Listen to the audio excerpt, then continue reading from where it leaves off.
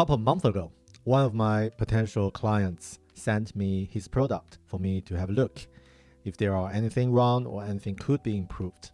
And I checked the app for a few minutes and I still haven't able to get into using the app just because his app has 19 onboarding steps, including ask people to fill a survey or introduce some new features or just collect some inputs from user. So there are so many different steps before people actually able to land on the app, to use the app.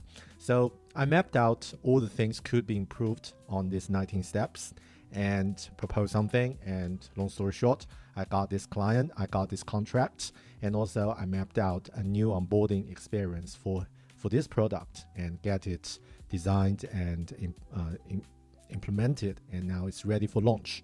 But there are still something I quite feel could be improved on this onboarding flow, or in the larger scale, how to improve people's onboarding experience.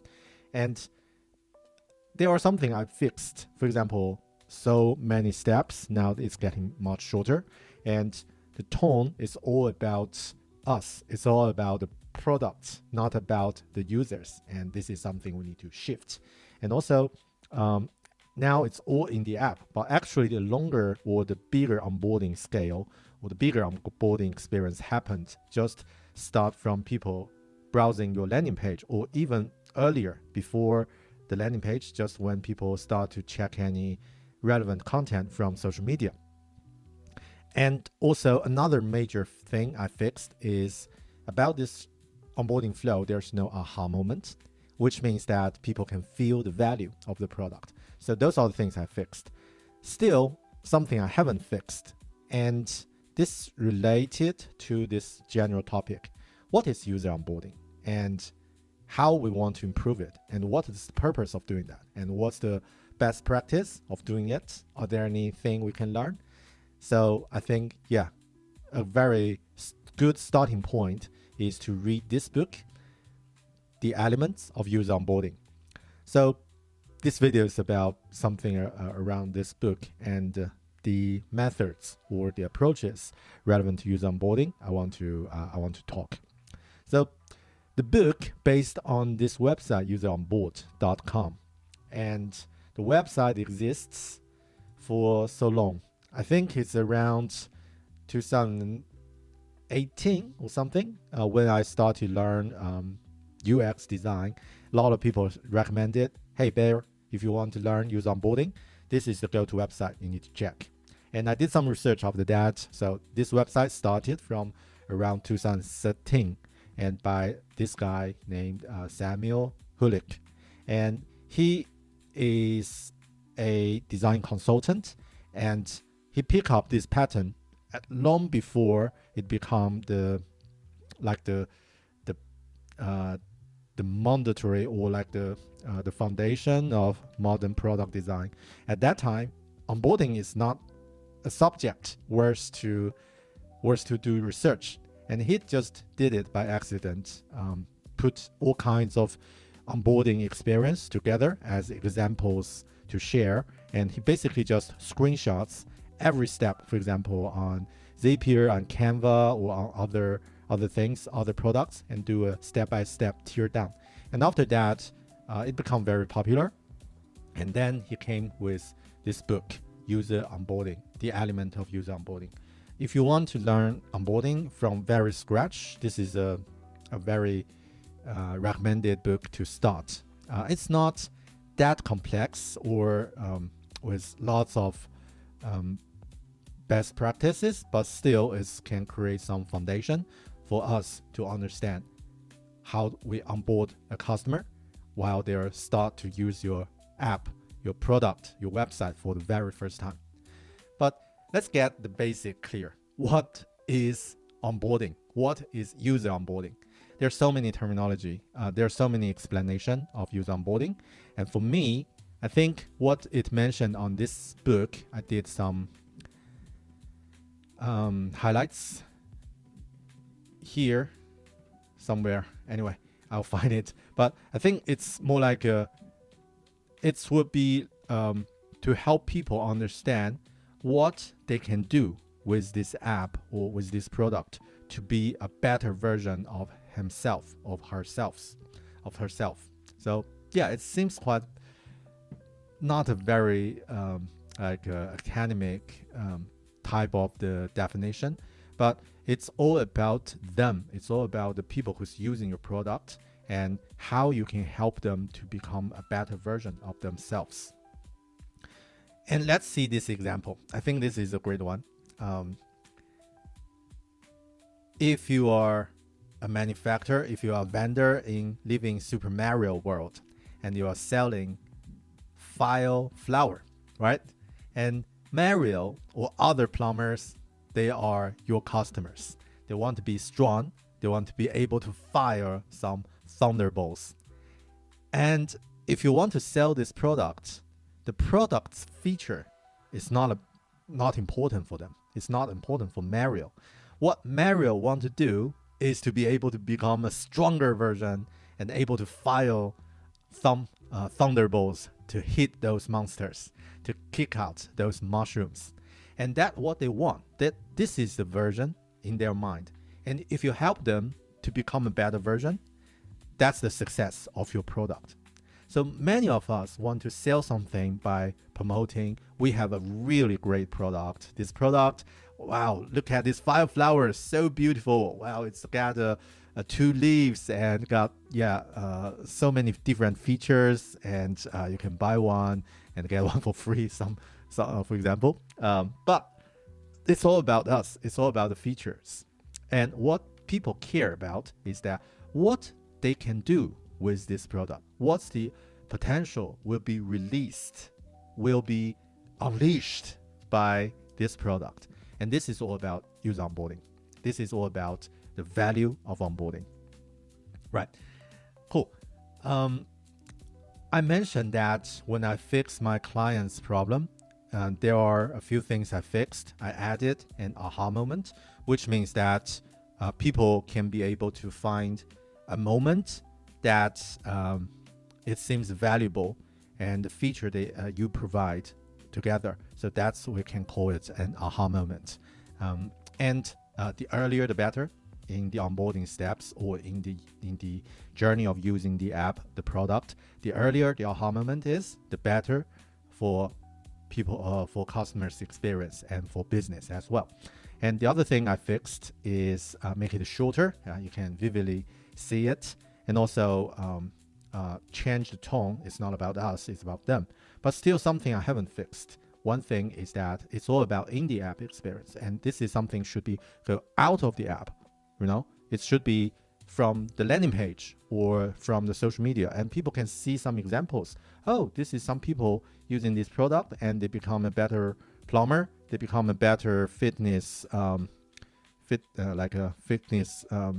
athletes, or like a better version of themselves. And I want to do the same thing. And this is how you can start onboarding from there.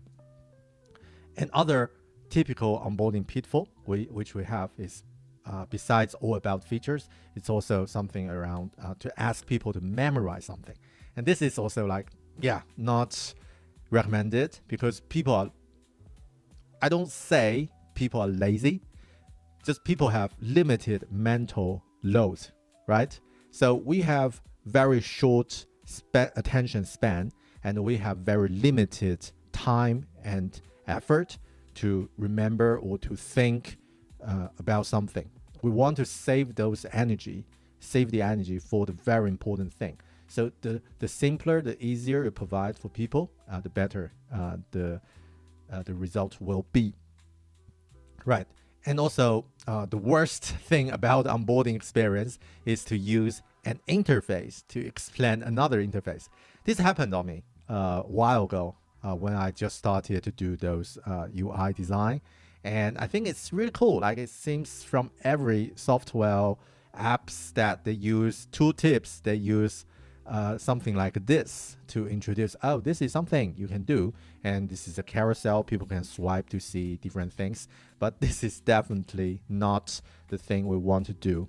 If your interface is so complicated that you need to use another interface to explain it, you probably want to improve the first layer interface and not adding another layer. Now it's become a best practice across the industry, but a while ago, not at this stage. And this book, I think it's also set up a very good example or starting point for people to understand that, to figure it out. A few principles that I learned from this book.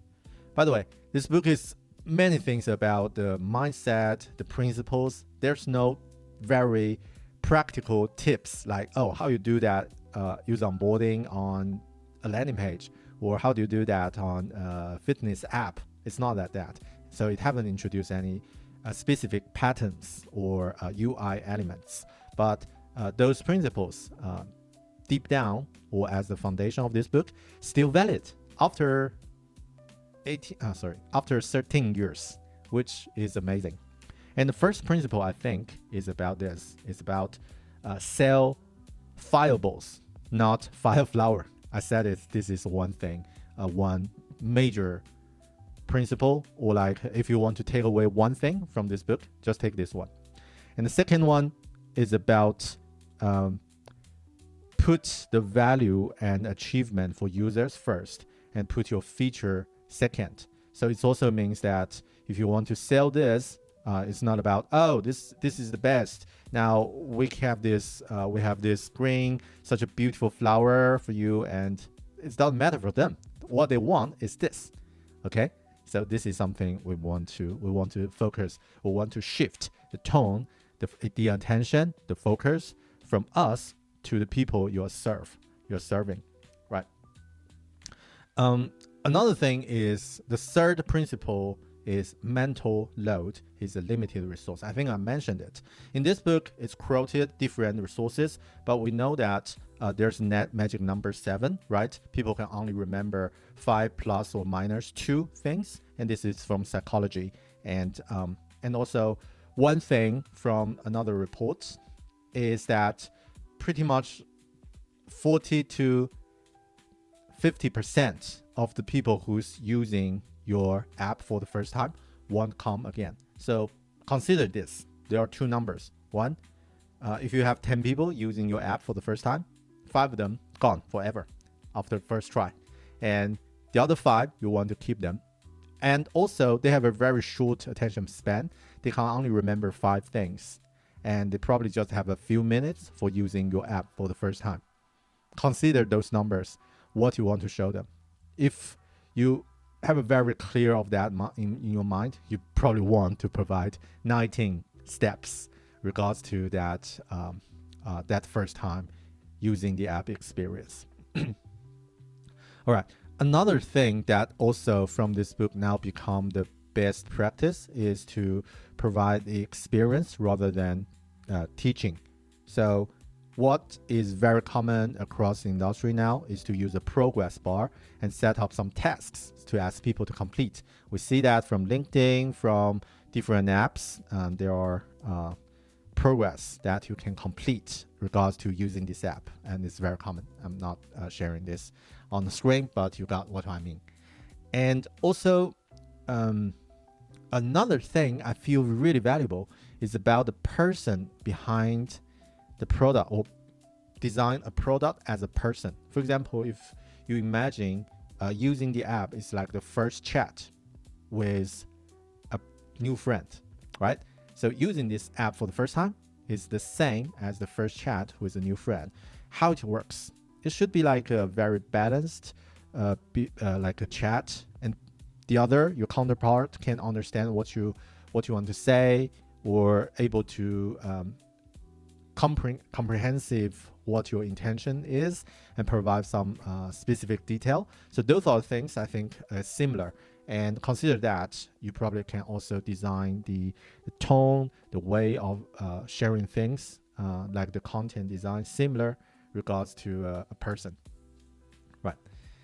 And also another principle, another thing that from this book is relevant is the elephant and rider metaphor. So this is another metaphor from psychology. that our subconscious is like the elephant. It's really powerful and it's really strong and not able to tame. So if you want to, if the subconscious want to go somewhere, it will go. And our conscious is the rider, able to ride, but it cannot control the direction if the elephant want to go the other way.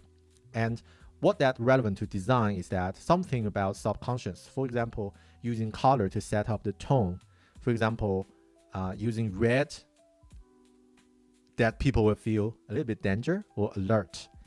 And using blue, most of the culture, blue is a calm color, and people will feel trusted or like feel a little bit calmed.